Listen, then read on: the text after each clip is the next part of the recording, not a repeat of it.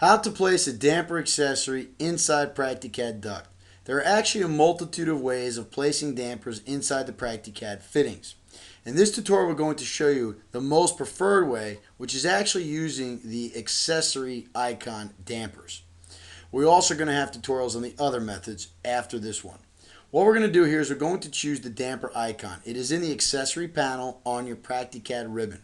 We're going to click on it. Once you do that, PractiCAD is going to say to please select a fitting. We're going to click on the fitting here, and once we do that, PractiCAD is going to open up the damper parameter or field box. This parameter box, like all in the software, can be adjusted by holding your cursor on the edges to make it larger or also on the corners.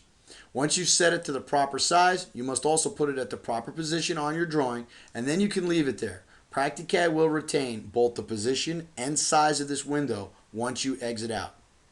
What we're going to do here is we're going to say we'd like to place a damper from the in joint. Notice we have the in and out. We're using a rectangular duct. It only has an in joint and an out joint.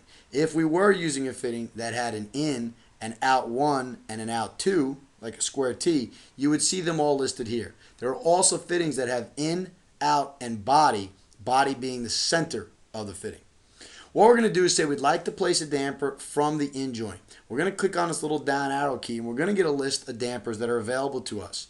Remember, the choices here are going to be different than the ones on your system. They do vary from user to user, and there are separate tutorials that teach you how to build any custom damper you would like.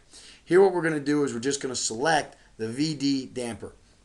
Once we pick it, it's already going to be on the drawing, and we're visually going to be able to see the position it's at that we have listed right here under the inset and outset. And as we move the inset and outset, we're going to be able to visually see that damper rod move up and down this fitting. Now, inset, if set to 0, means that the center of the rod is actually lined up with the in joint. If we were doing it from the out, it would mean it lined up from the out joint.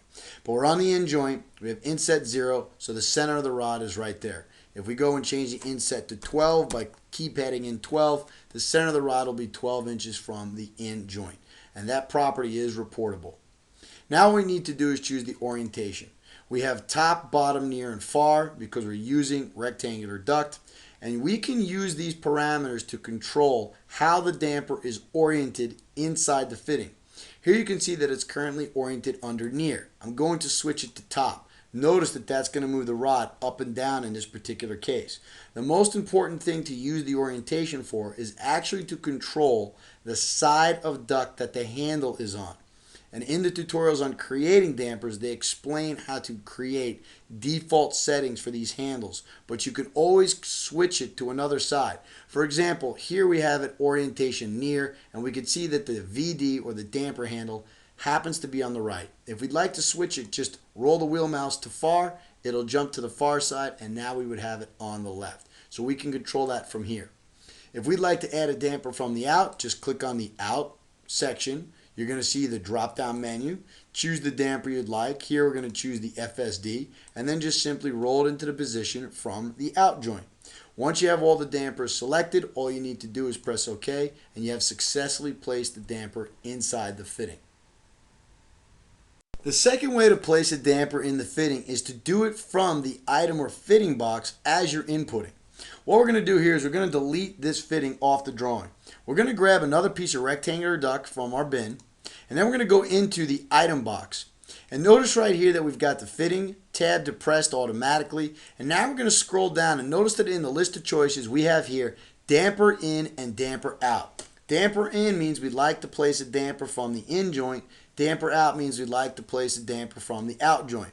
If we click on damper in, you're going to notice that a little dialog box is going to appear. And if we click on that dialog box, PractiCAD is going to open up a little window.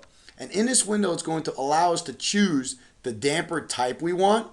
In this particular case, we're going to say choose the VD damper. And remember, the choices there are going to be controlled by your data underneath your library. There are separate tutorials on creating dampers.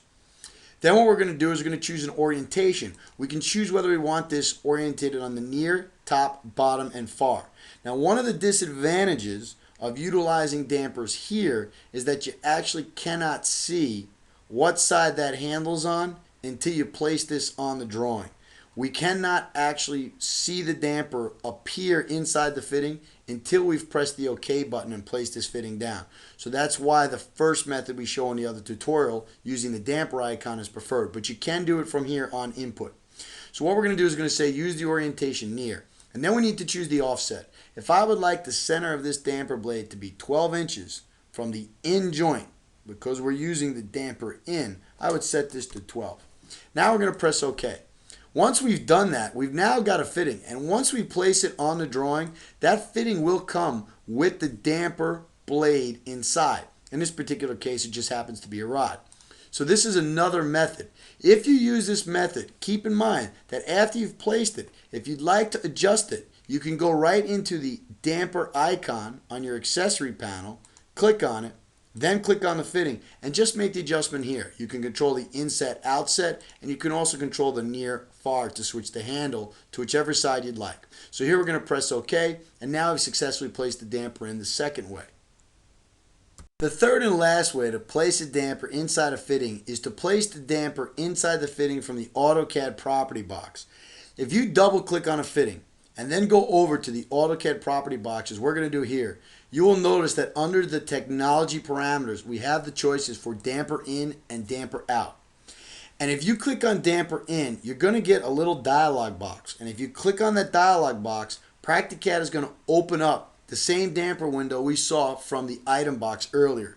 And here we can say that we'd like to choose a damper type. So we're going to choose the VD damper type. We're going to choose the orientation and choose the offset. Once again, when you're using this method for placing dampers, you are not going to see the damper appear until after you've already placed it.